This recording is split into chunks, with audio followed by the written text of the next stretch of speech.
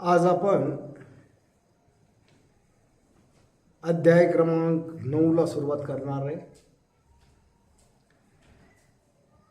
अध्यायाचं नाव आहे राजविद्या राजगुह्य योग. नावावरूनच लक्षात येतं की सर्व विद्यांचा जो राजा आहे किंवा जे काही योग आहेत, गुह्य असे योग आहेत, त्या योगांचाही राजा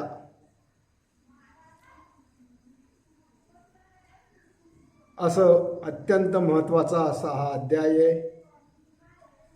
आणि या अध्यायाचं एक विशेष असं महत्त्व आहे की माऊलीने जेव्हा समाधी घेतली तेव्हा माऊलीच्या मांडीवर हा 9वा अध्याय होता.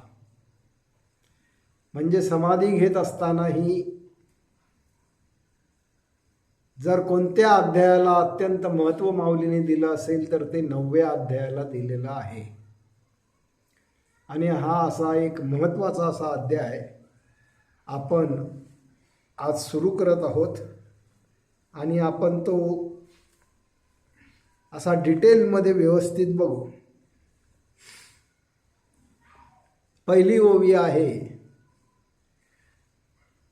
अवधान एक वेळ दीजे, मग सर्व सुखासी प्राप्त होईजे, हे प्रतिज्ञोत्तर माझे उघड ऐका. पहिल्याच ओवीमध्ये माऊली प्रतिज्ञेवर सांगत आहे, शपथेवर सांगत आहे की तुम्हाला जर संपूर्ण दुःखाची निवृत्ती हवी असेल किंवा सर्व सुखाची प्राप्ती व्हावी असं जर तुम्हाला वाटत असेल तर काय करा, अवधान एक वेळ दीजे. अवधान द्या म्हणजे लक्ष द्या. आता हे अवधान द्या हा जो काही शब्द आहे, या शब्दाच्या मागे खूप काही मोठा अर्थ भरलेला आहे. तो अर्थ आपल्याला समजून घ्यावा लागेल. तो अर्थ आपल्याला माहिती पाहिजे आणि तो अर्थ आपल्याला समजला पाहिजे. कारण आपण जर अवधानाला प्राप्त झालो नाही तर आपली द्वैत बुद्धी निराश होत नाही. आणि द्वैत बुद्धी निराश झाली नाही तर 4 अवस्थांचा निराश अनुभवाला येत नाही. आणि 4 अवस्थांचा निराश अनुभवाला आला नाही तर आत्मज्ञान काय आहे, तो परमात्मा काय आहे, ते परब्रह्म काय आहे, मोक्ष काय आहे, जीवन मुक्ती काय आहे, हे समजत नसतं. आणि म्हणून अध्यायाचा सुरुवातच मुळी पहिल्या चरणामध्ये अवधान हा शब्द आहे. अध्यायाची सुरुवातच अवधान या शब्दानं झालेली आहे. अवधान एक वेळ दीजे. माऊली कळवळून सांगते की एकदा तरी अवधान द्या. आणि असं एकदा जरी तुम्ही अवधान दिलं तरी तुम्हाला सर्व गोष्टींचं आकलन होईल. आता ही अवधान गोष्ट काय आहे हे आपण सगळ्यांनी समजावून घेतलं पाहिजे. कारण आपल्याला जर अवधानच समजलं नाही तर ज्ञानेश्वरी वाचून काहीही उपयोग नाही. कारण जे काही वाचन होईल ते अवधानपूर्वक होणार नाही. आणि जर अवधानपूर्वक वाचन झालं नाही, अवधान शब्दाचा अर्थ आपल्याला कळला नाही, तर आपल्या जीवनातही अवधान उतरणार नाही. आणि आपल्या जीवनात जर अवधान उतरलं नाही तर आत्मबोध होऊ शकत नाही. असं हे आंतरिक सूत्र आहे. आणि म्हणून अवधान कशाला म्हणतात ते जरा आपण समजावून घेऊ. ध्यानाची ही गुरुकिल्ली आहे.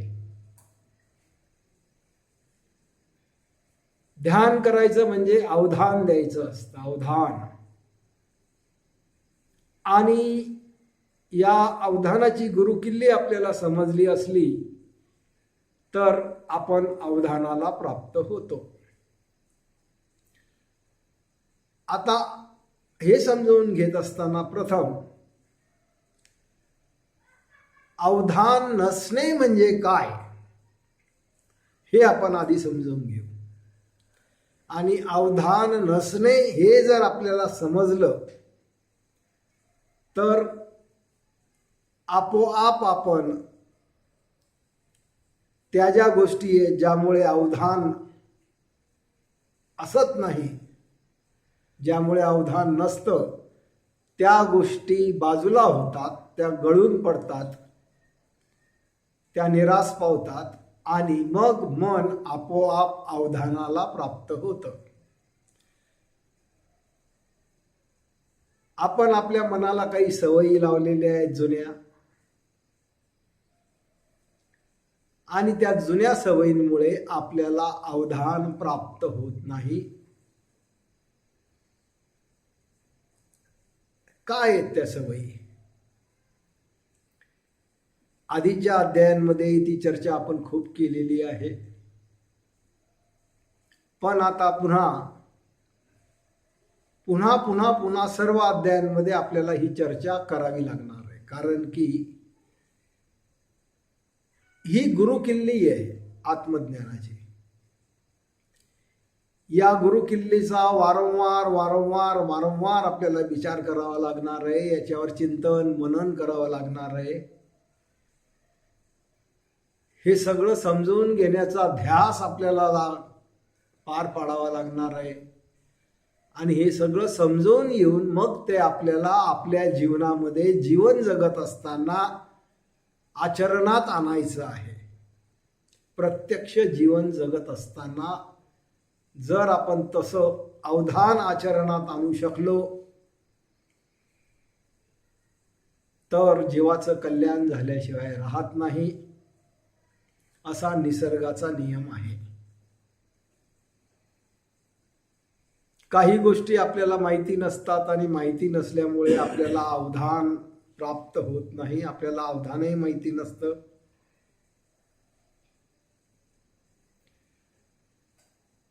अवधान म्हणजे एकाग्रता नाही. एकाग्रता ही एक वेगळी गोष्ट आहे आणि अवधान ही एक वेगळी गोष्ट आहे. काय फरक आहे एकाग्रता आणि अवधान मध्ये? अवधान ही अशा प्रकारची एकाग्रता आहे ज्यामध्ये अहंकाराचा भाव नसतो, अहमचा भाव नसतो, मीपणाचा भाव नसतो, स्वार्थ केंद्रित वृत्ती नसते, काहीतरी मिळवण्याचा भाव नसतो,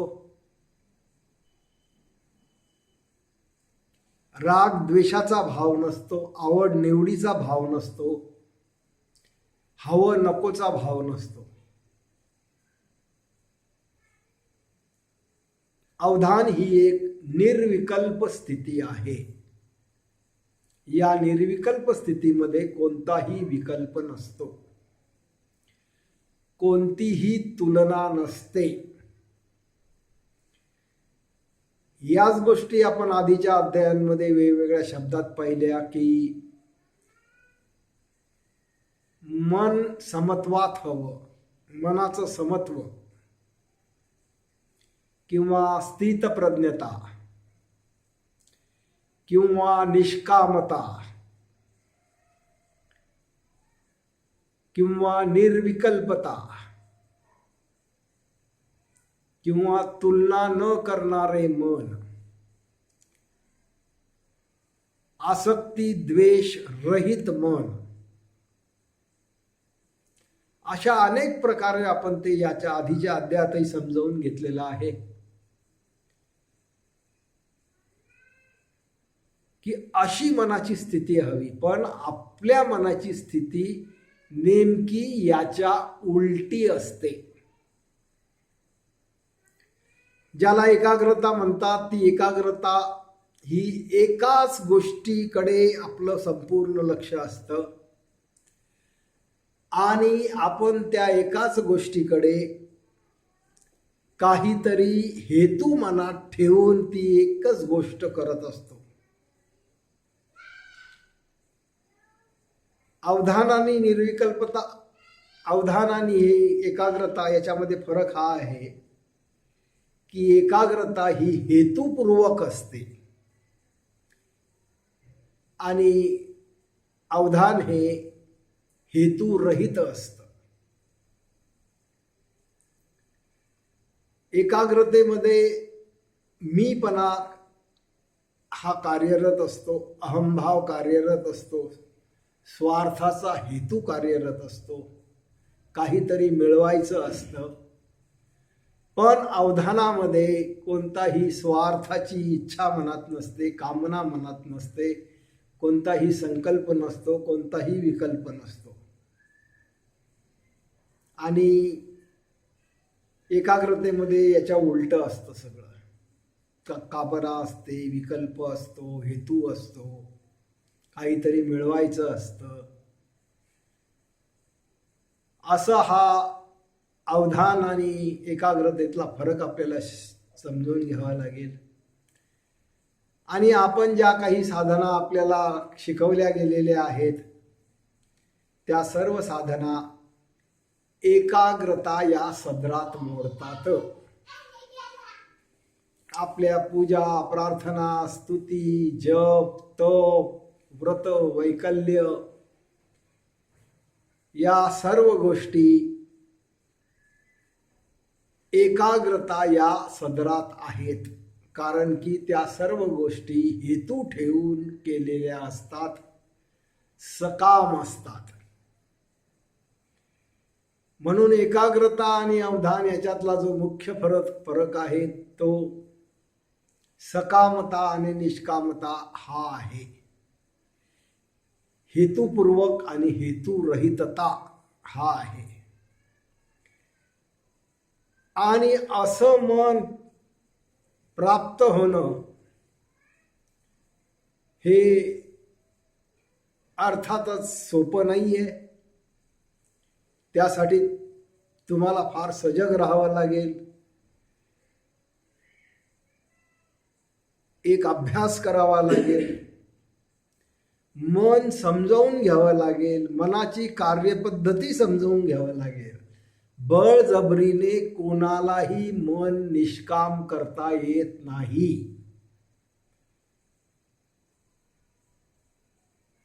मी निष्काम होईल असं म्हणून कोणीही निष्काम होत नसतं.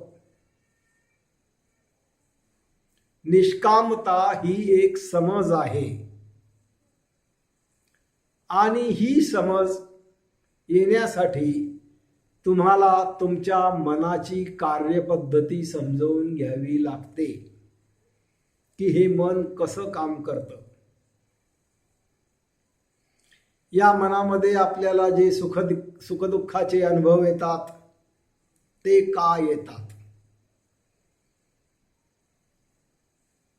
सुख का अनुभवाला येतं, दुःख का अनुभवाला येतं, विकार का अनुभवाला येतात, काम, क्रोध, लोभ, मद, मोह, मत्सर, भय हे सगळे विकार कसे निर्माण होतात, कसे वाढतात, कसे लयाला जातात, हे गणित समजून घ्यावं लागेल. मन कशाला म्हणतात? मन, बुद्धी, चित्त आणि अहंकार असं जे म्हटलं जातं ते हे चार भाग काय आहेत, हे चार भाग कसे काम करतात, ही मनाची कार्यपद्धती आहे. पहिला भाग जो आहे तो जाणण्याचं काम करतो. जी शुद्ध जाणीव असते त्या जाणीवेमध्ये कोणतीही कामना किंवा हेतू नसतो, फक्त जाणणे. जसं हा लाईटचा प्रकाश आहे, या प्रकाशाच्या ठिकाणी प्रकाश देणे एवढाच हेतू आहे. बाकी त्या प्रकाशाच्या ठिकाणी काहीही कामना नाही, हेतू नाही, रागद्वेष नाही. तो प्रकाश असं म्हणत नाही की मी चांगल्या माणसालाच प्रकाश दाखवेल आणि वाईट माणसाला प्रकाश देणार नाही, असं काही नाही. अशी ती शुद्ध जाणीव, तो पहिला भाग असतो. दुसरा जो भाग असतो बुद्धीचा, ही बुद्धी म्हणजे आपले संस्कार असतात. लहानपणापासून आपल्याला जे शिकवलं गेलं, आपल्या ज्या मान्यता बनल्या, आपले जे विश्वास बनले, जे काही आपण रेकॉर्ड केलं, ते सगळं रेकॉर्डिंग म्हणजे ही बुद्धी आहे. आणि ही बुद्धी म्हणजे तुम्ही ती भूतकाळातली स्मृती असं समजा. ती सगळी स्मृती आहे, त्या सगळ्या आठवणी आहेत, तो सगळा आपला भूतकाळ आहे. आणि जेव्हा इंद्रियांना काही अनुभव येतो, समजा डोळ्यांना काही वस्तू दिसली, तर जाणीवेमुळे ती वस्तू दिसते. पण दुसरा जो भाग आहे बुद्धीचा, तो लगेच त्याची जी काही स्मृती आहे, जे पूर्वीचं रेकॉर्डिंग आहे, पूर्वीच्या आठवणी आहेत, त्यावर तो जो अनुभव आहे तो तपासला जातो, त्वरित तपासला जातो. आणि ते जे काही अनुभव आला तो काय आहे, त्याची काय स्मृती आहे, त्याच्याविषयी आपल्या काय मान्यता आहेत, आपल्या काय आठवणी आहेत, हे सगळं त्वरित तपासून त्या आठवणीनुसार, स्मृतीनुसार चित्ताचा भाग काम करतो. आणि चित्त म्हणजे तिथे मग आपल्याला अनुभव येतो. जसं आपल्याला न आवडणारा मनुष्य जर आपल्या समोर आला तर मनाला त्याची जाणीव होते. बुद्धी पूर्वीच्या आठवणी आणि पूर्वीच्या स्मृतीनुसार जे काही रेकॉर्डिंग झालेलं आहे त्या रेकॉर्डिंगनुसार चित्ताच्या ठिकाणी अनुभव निर्माण करतात. आणि मग जर आपल्याला ती व्यक्ती आवडणारी नसेल, नावडती व्यक्ती असेल, तर चित्ताच्या ठिकाणी आपोआप द्वेष निर्माण होतो.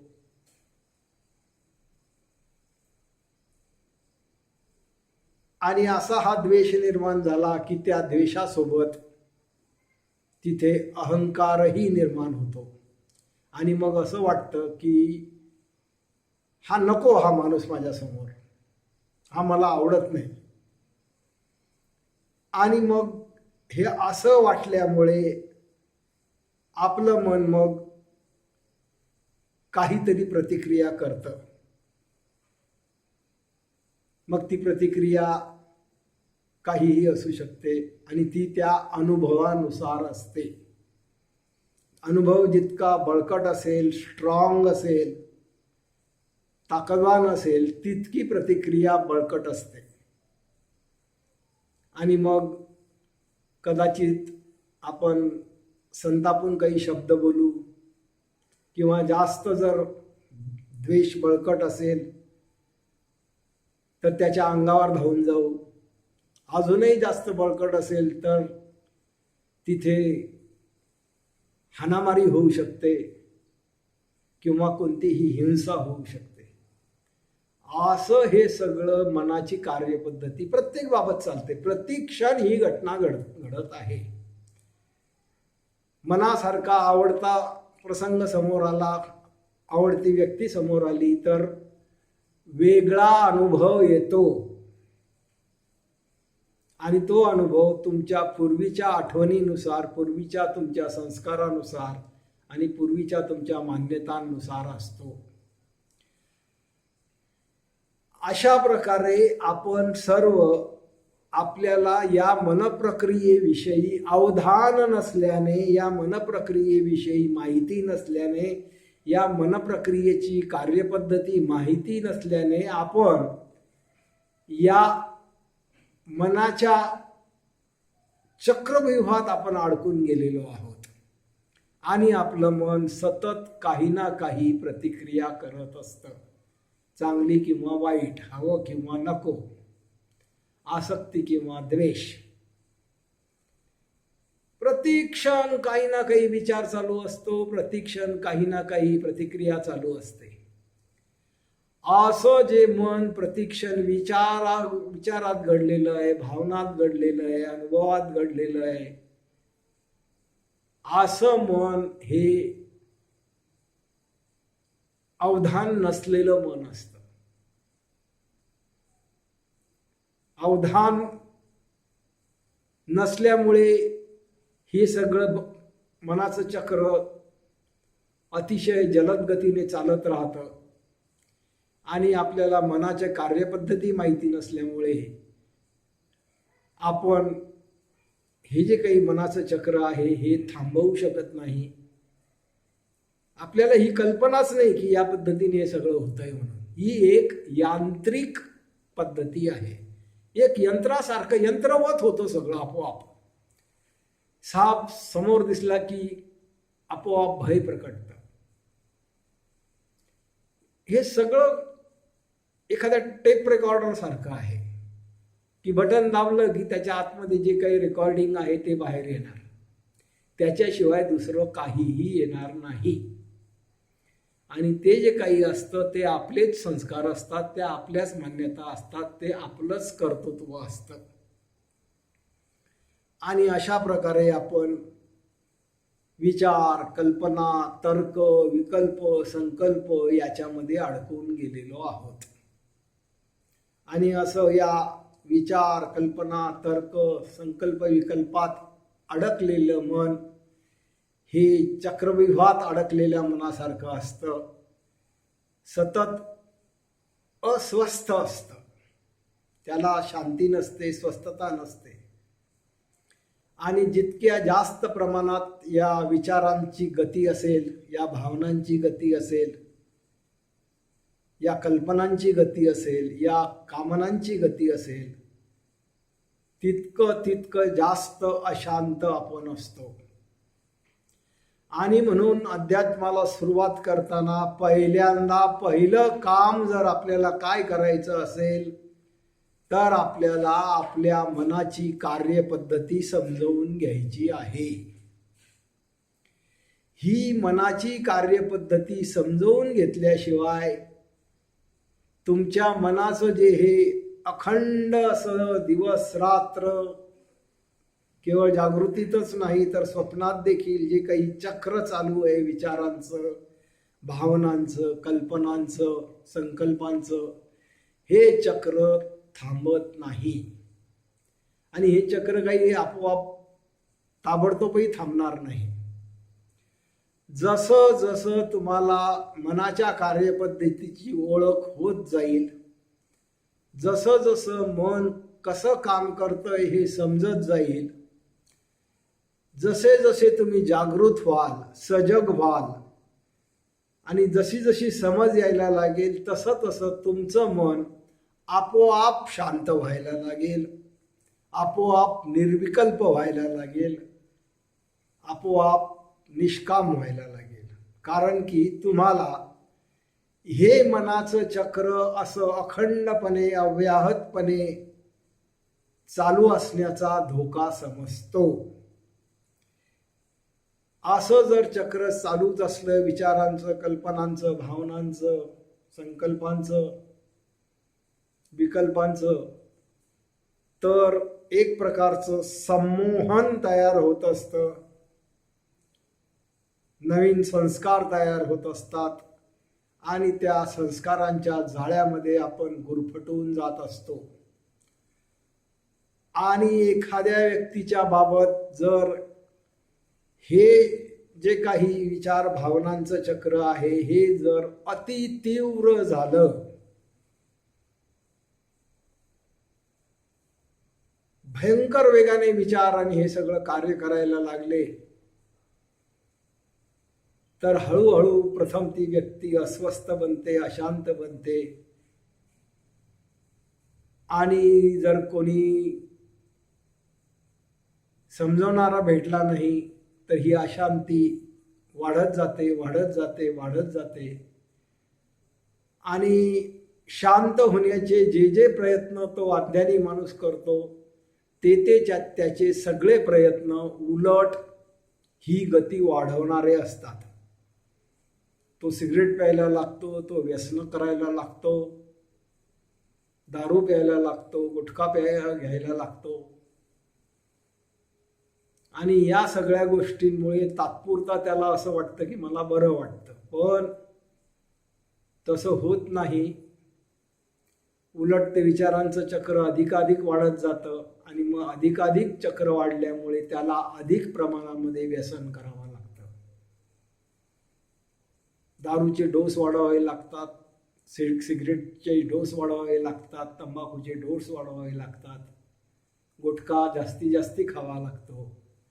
आणि असं करत करत तो मनुष्य व्यसनाधीन होऊन शेवटी अनेक रोगांना बळी पडतो. आणि असं जर खूप मोठ्या प्रमाणात मनाचं चक्र अनियंत्रितपणे चाललं तर पुढे पुढे मग ती व्यक्ती वेडी सुद्धा होऊ शकते.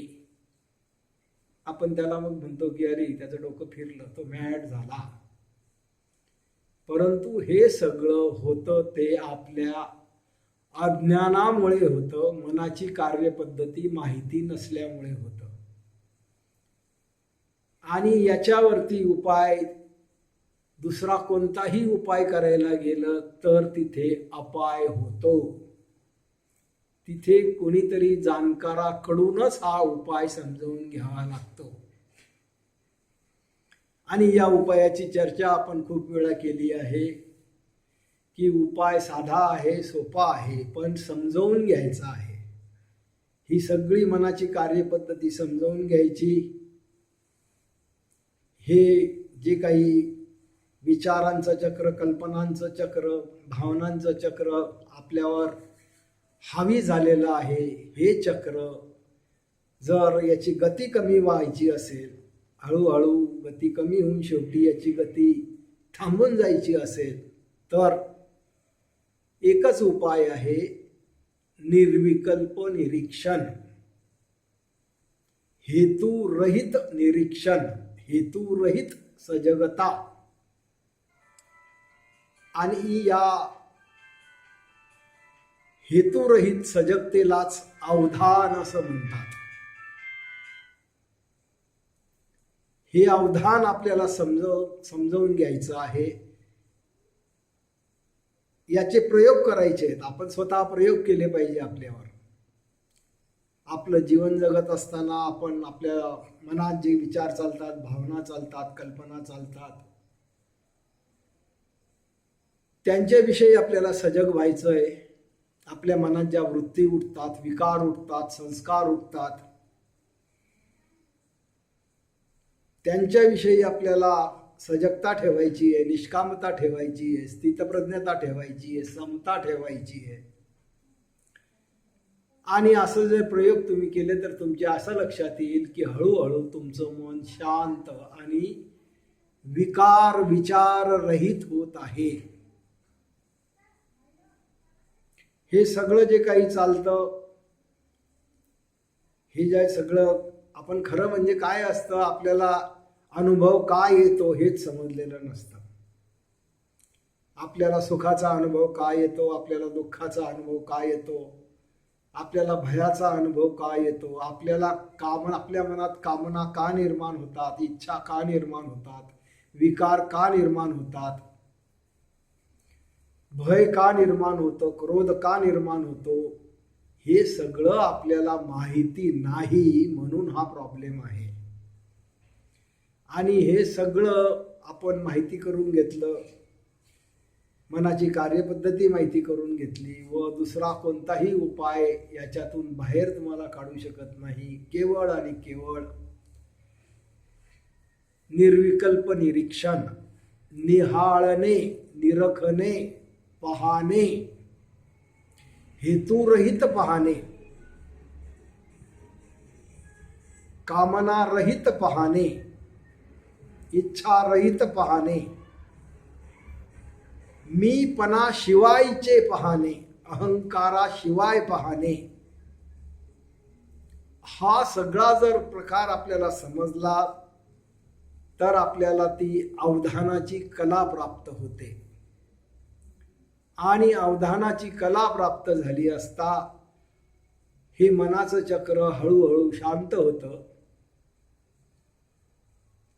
आणि शेवटी आपण शांतीलाही प्राप्त होतो. आणि जर आपण अधिकाधिक अधिकाधिक अधिकाधिक शांत झालो, असं शांतपणे स्वतःच्याच मनाचं निरीक्षण करत करत करत परम शांतीला जर आपण प्राप्त झालो तर आत्मज्ञान देखील प्रकटत असतं. पण हा सगळा प्रत्यक्ष प्रयोग करण्याचा भाग आहे.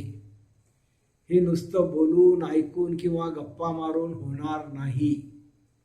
याच्यासाठी आपल्याला आपल्या स्वतःच्या मनावर प्रयोग करावे लागतील, आपल्याला ध्यानाचे प्रयोग करावे लागतील, अवधानाचे प्रयोग करावे लागतील, निर्विकल्प निरीक्षणाचे प्रयोग करावे लागतील. आणि मी तुम्हाला किती वेळा सांगितलं की त्या कारची आणि जीपची बॅटरी कार पुढे चालवली तरी चार्ज होते, कार मागे चालवली तरी चार्ज होते.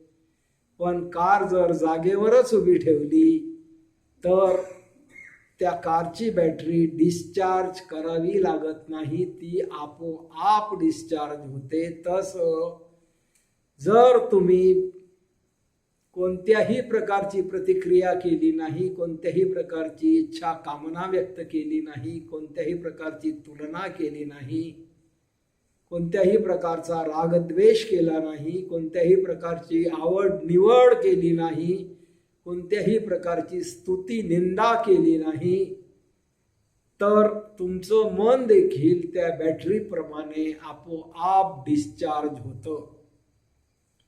आणि तुमचं मन